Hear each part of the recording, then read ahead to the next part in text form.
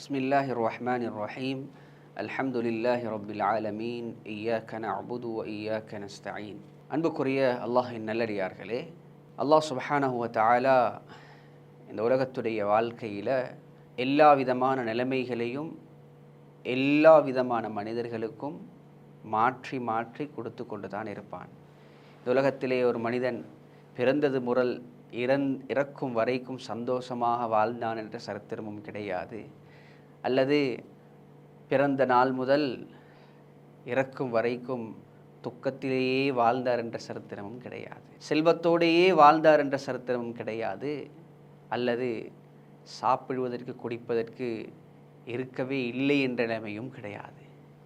மாறி மாறி நிலைமைகள் மாறிக்கொண்டே வரும். இதே போன்று ஒன்றுதான் மனிதனுடைய வாழ்க்கையில் அப்பப்போது ஏற்படக்கூடிய சில வளமைக்கு மாற்றமான கஷ்டங்கள், சிக்கல்கள், பிரச்சினைகள். அது சொந்த வாழ்க்கையுடைய தன்னுடைய மனதோடு உள்ள பிரச்சனையாக இருக்கலாம், அல்லது தன்னுடைய குடும்பத்தோடு சம்பந்தப்பட்ட பிரச்சனையாக இருக்கலாம். அது மனைவி சம்பந்தப்பட்ட பிரச்சனையாக இருக்கலாம், பெற்றோர்கள் பிள்ளைகள் சம்பந்தப்பட்ட பிரச்சனையாக இருக்கலாம், தொழிலோடு சம்பந்தப்பட்ட விஷயங்களாக இருக்கலாம், நண்பர்களோடு சம்பந்தப்பட்ட பிரச்சனைகளாக இருக்கலாம். இதில் ரெண்டு வகை இருக்குது.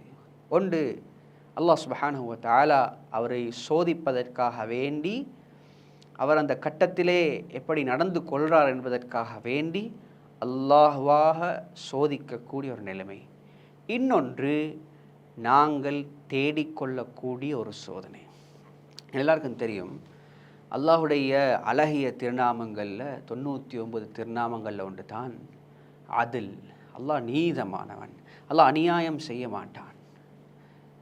அல்லாஹ்வே ஹதீஸுல் குதுஸியில் சொல்லப்பட்ட விஷயம் அறிவிக்கப்பட்டிருக்கிறது, இன்னி ஹர்ரம்து ஸுல்ம அலா நஃப்ஸி. அநியாயம் செய்கிறது என்பதை அல்லாஹ் தனக்கு தானே ஹராமாக்கி இருக்கிறான். அல்லாஹ் ஒரு நாளும் அநியாயம் செய்ய மாட்டான். உலகத்தில் ஒரு மனிதனுக்கு ஏற்படக்கூடிய எந்த கஷ்டமாக இருந்தாலும் அல்லாஹ் அது ஒரு மனிதனை அநியாயம் செய்கிறதுக்காக கொடுக்கல.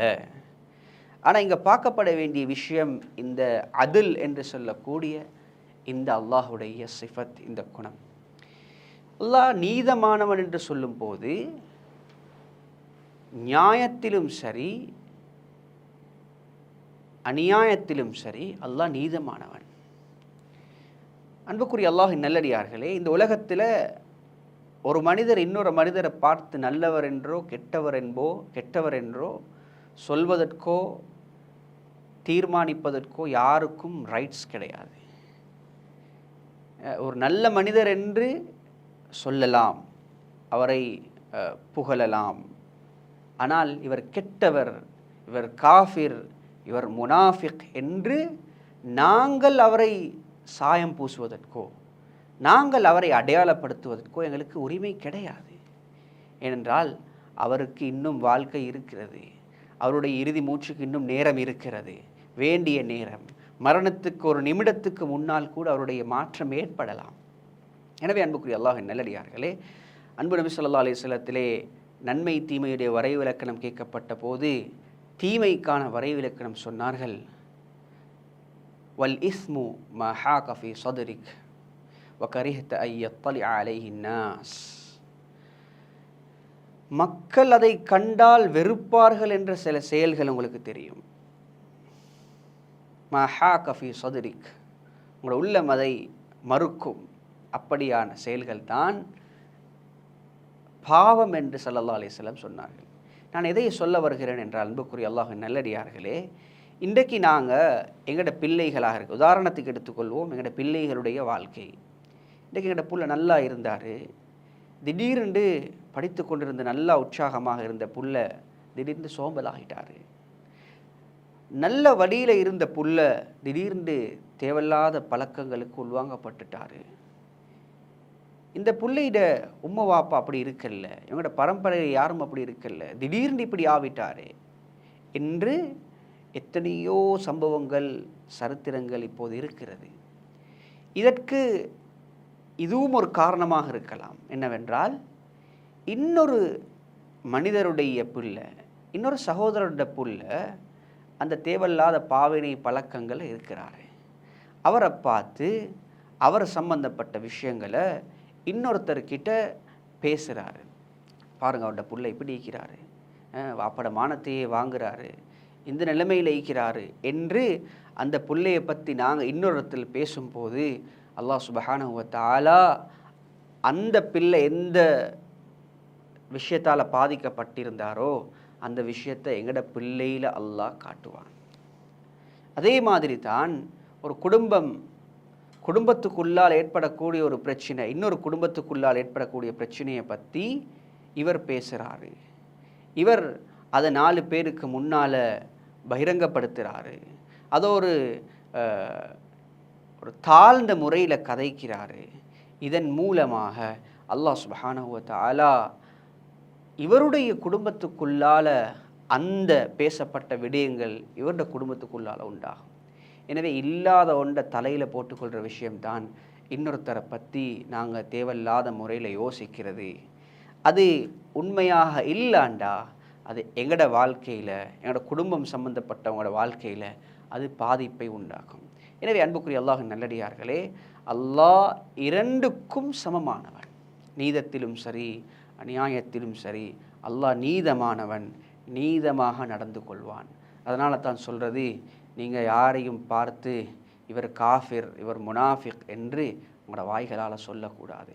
உண்மையிலேயே அவர் ஒரு முனாஃபிக்காக இல்லாவிட்டால், உண்மையிலேயே அவர் ஒரு காஃபிராக இல்லாவிட்டால் அந்த சொன்ன வார்த்தைக்கு பலியாக நாங்கள் ஆகிவிடுவோம். இது ஒரு ரொம்ப பாரதூரமான விஷயம். அன்புக்குரிய அல்லாஹ்வின் நல்லடியார்களே, எனவே இப்படிப்பட்ட இதெல்லாம் உள்ளத்துடைய நோய்களோடு சம்பந்தப்பட்ட விஷயம். இந்த உள்ளத்தை கண்ட்ரோல் பண்ணுறது இருக்குதே, இது ஒரு வாழ்க்கையின் அடிப்படையான ஒரு பக்குவம். யாருக்கு தண்ட மனதை, தண்ட சிந்தனைகளை கட்டுப்படுத்த, கண்ட்ரோல் பண்ணிக்கொள்ள யாருக்கு தெரியுமோ, யாருக்கு அந்த சக்தி இருக்குதோ, அல்லாஹ் சுப்ஹானஹு வ தஆலா அவர்களை நிறைய உள்ளத்துடைய நோய்களை விட்டும் பாதுகாப்பான். இன்றைக்கு அஹ்லாக் ரீதியாக, பண்பாடுகள் ரீதியாக வரக்கூடிய எல்லா விமர்சனங்களுக்கும், பண்பாட்டு ரீதியாக வரக்கூடிய எல்லா வீழ்ச்சிகளுக்கும் காரணம் இந்த உள்ளத்துடைய நோய்கள் தான். உள்ளம் சம்பந்தப்பட்ட இந்த அடுத்தவர்களை பற்றி கெட்ட எண்ணம் வைப்பது, அடுத்தவர்களை பற்றி இருப்பதையோ இல்லாததையோ பேசுவது, இதெல்லாம் உள்ளத்துடைய பாரதூரமான நோய்களோடு சம்பந்தப்பட்ட விடயங்கள். எனவே அன்புக்குரிய அல்லாஹ்வின் நல்லடியார்களே, அடுத்தவர்களை பற்றி நாங்கள் நல்ல எண்ணம் வைப்பது, அவர்களிடத்திலே குறை இருந்தாலும் அதனை நாங்கள் பேசாமல் இருப்பதுதான் எங்களுடைய வாழ்க்கைக்கு ஆரோக்கியமானது. அதை பற்றி பேச போய் ஏண்ட வாழ்க்கையில் இல்லாத ஒரு பிரச்சனையை உருவாக்கி கொள்றதை விட, ஒரு மனிதருக்கு ஒரு குறையை காண்றீங்க, ஒரு மனிதருடைய பிள்ளைகிட்ட குறையை காண்றீங்க, அல்லது குடும்பத்தில் பார்க்குறீங்க, அல்லது உங்களோட ஊருக்குள்ளால் மஹல்லாவுக்குள்ளால் பார்க்குறீங்களா, அவருக்காக துஆ செய்யுங்க. அல்லது உங்களுக்கு 4 நல்ல வார்த்தைகள் சொல்லி அவரை உற்சாகப்படுத்த முடியுமாக இருந்தால் தனிப்பட்ட முறையில் அவரை கூப்பிட்டு உபதேசம் செய்யுங்கள். அதுவும் முடியாவிட்டால் அல்லாஹ்விடத்திலே பாரம் சாட்டி அவருக்காக துஆ செய்யுங்கள். அப்போது அவர் எந்த விஷயத்தில் பாதிக்கப்பட்டிருந்தாரோ அதை விட்டும் எங்களுக்கு தவிர்ந்து கொள்ளலாம், எங்களோட வாழ்க்கையை அதிலிருந்து பாதுகாத்து கொள்ளலாம். எனவே அன்புக்குரிய அல்லாஹ்வின் நல்லடியார்களே, இப்படிப்பட்ட உள்ளத்தோடு சம்பந்தப்பட்ட அபாயகரமான உள்ளத்துடைய இந்த நோய்களை விட்டும் அல்லாஹ் எங்களை பாதுகாக்க வேண்டும்.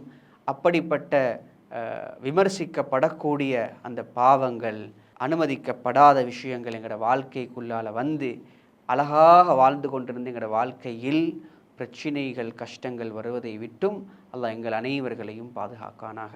வாஹிர் தஅவானா அல்ஹம்துலில்லாஹி ரப்பில் ஆலமீன்.